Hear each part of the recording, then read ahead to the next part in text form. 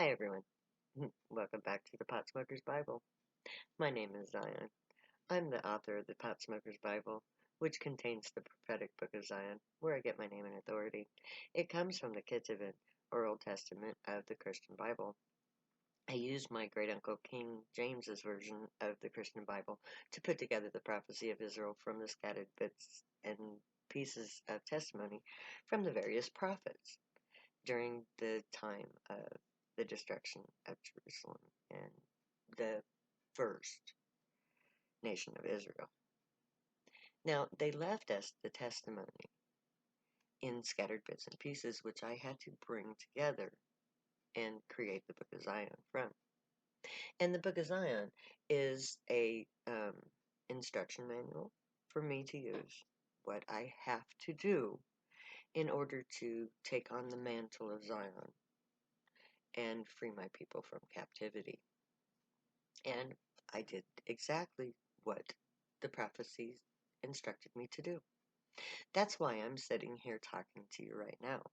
This is the final part of my ascension to Zion, is that I publish peace. And today I want to officially congratulate Joe Biden and Kamala Harris for winning the election. Oh, I'm so happy to know that more Americans believe in you than in Trump. Because Trump is the bad example that God chose to show America just how corrupt and evil it can be. Joe Biden, on the other hand, is the opposite end of that American spectrum. He is the best that America has to offer politically.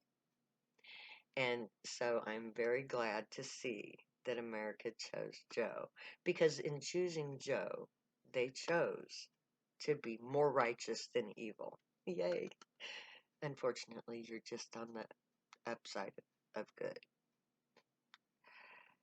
And Trump was put into power for one reason and one reason only: to undermine democracy, to show the hypocrisy. Okay, not one reason only, but many reasons. But they all boil down to the same thing: great northern destruction of a nation created from the sides of the earth. That is what the prophecy says about what is about to happen. And it's okay. It's meant to be. America has to face its reckoning. Ask any person of non-white descent, and they will tell you this needs to happen. Because the hypocrisy of America is white supremacy. As long as white people have control over America, this will never be a free country.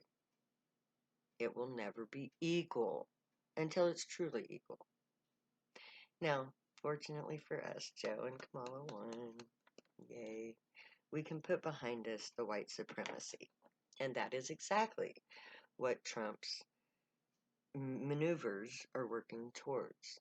There is going to be this reckoning between white supremacists and non-white supremacists, which includes white people who are not white supremacists, and every other nationality in the nation, as we rise up in defense of democracy. And I've been telling you, get off the streets, Black Lives Matter. Please, this is not the time to deal with our problems with the police. We have a bigger problem right now, and that's Trump exiting the White House, not peacefully, because it's not going to be a peaceful transition. He's already maneuvering that into being. So, if you're a Black Lives Matter person, if you're trying to change this society, please wait until after Trump's gone. This is the winner of our discontent. Everybody who sides with Trump is going to try to subvert the election, keep Trump in power, so that they can have their QAnon continuation. And it's not going to be pretty because of the QAnon element. So, this is a warning to America. Please be careful this winter. Because Trump and COVID-19 are deadly. And the main focus of Trump's discontent is the Black Lives Matter, the liberals, everybody who is not Trumpian.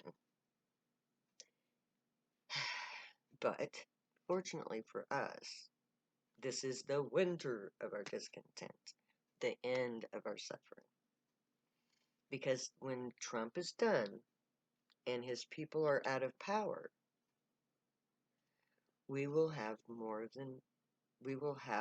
time and a format upon which to take up the mantle of our discontent. And Black Lives Matter is a direct result of the war on drugs. And the war on drugs is the next big issue. Once we get the white supremacists out of the way, then we can deal with morality. The morality of the United States government in the war on drugs. A war that is being waged against its own citizenry.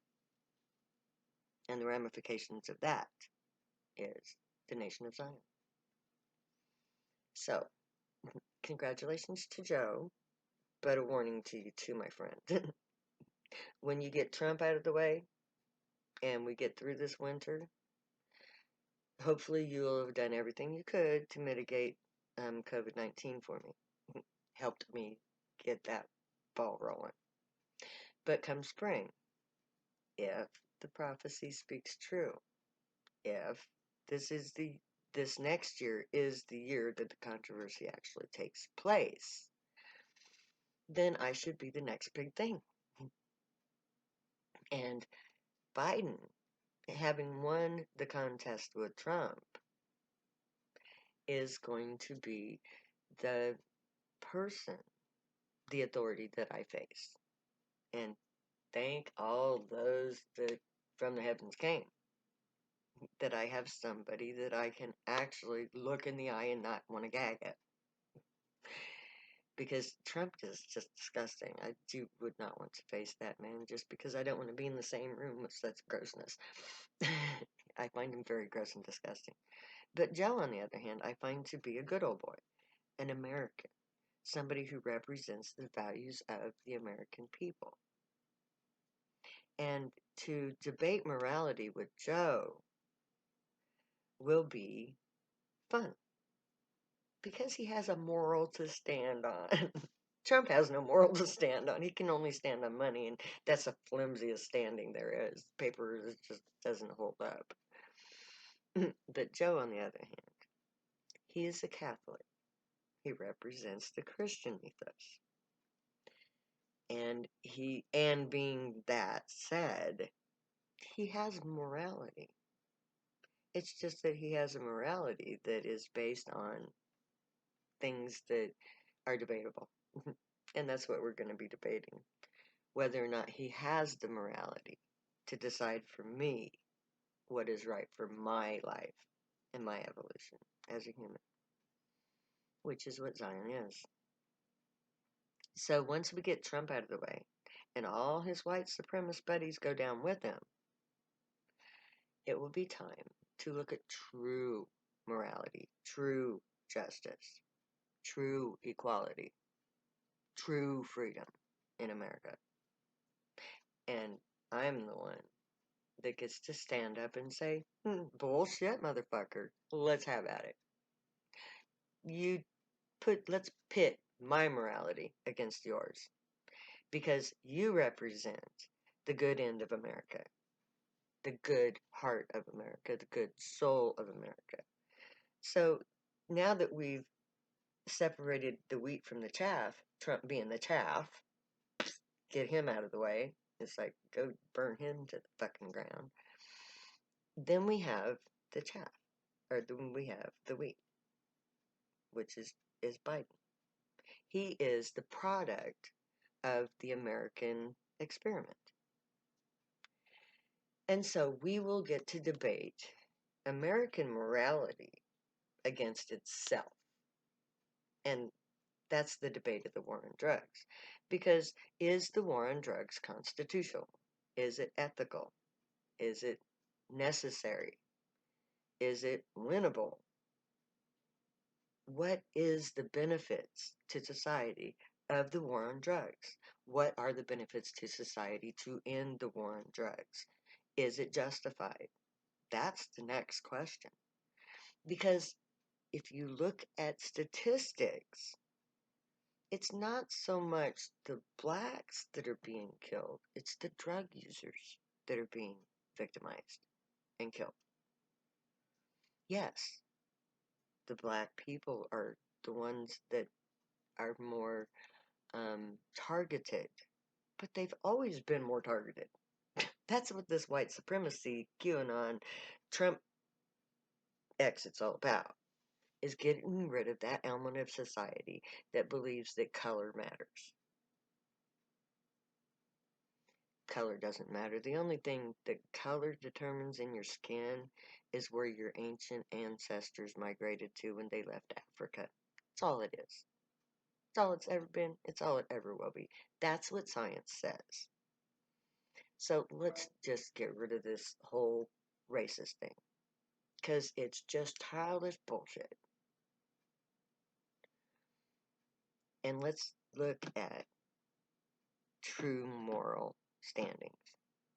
And that's what Joe represents. Because Joe, he represents the white man standing up for the black man. Good Joe. Go Joe. That's what you were there for. To say, yes, black lives do matter. He says he will stand up for true justice. He will stand up to end police brutality. Okay, Joe. Let's go at it. Let's end police brutality. Let's end the causes of police brutality. Let's find out where the police brutality became as it currently is. And let's look at the true morality of the American way.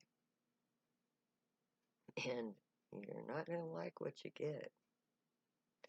Because the prophecy says that America is a hypocritical nation. So we're going to get a chance to see just how hypocritical the war on drugs is. Because the ending of the war on drugs is where police brutality will end. Because that is where the systemic racism has taken root and infiltrated society to the umpteenth end. Yes, black lives do matter, but it's not just black lives that matter. Drug users' lives matter too.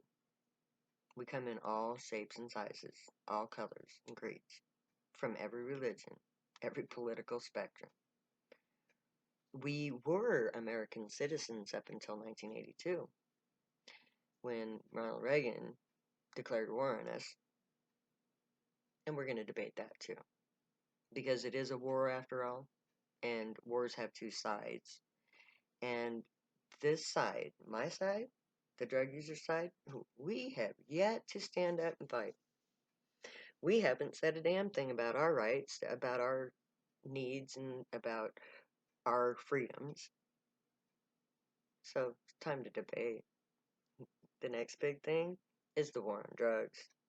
Who speaks for the side of the drug user? Well, I'm volunteering to speak on our behalf. That's my job. That's what the Gray trained me to do. And if everything works out, I'll be the one standing up in front of that spotlight and saying, prove that my people are what you say they are in the war on drugs. So may the Gray watch over you, guide you, protect you, and keep you from all harm. May they teach you right from wrong, and may you be worthy of them. May your thoughts, words, and deeds reflect truth, good, and light, the unicorn way. Find your joy and pursue it. Make it your life's work. Great. What guild are you going to join, my friends? We'll be together soon in our big camp out, where the Gray will come and justify us. Until then, I'm going to say later, because I love you guys too much to say goodbye.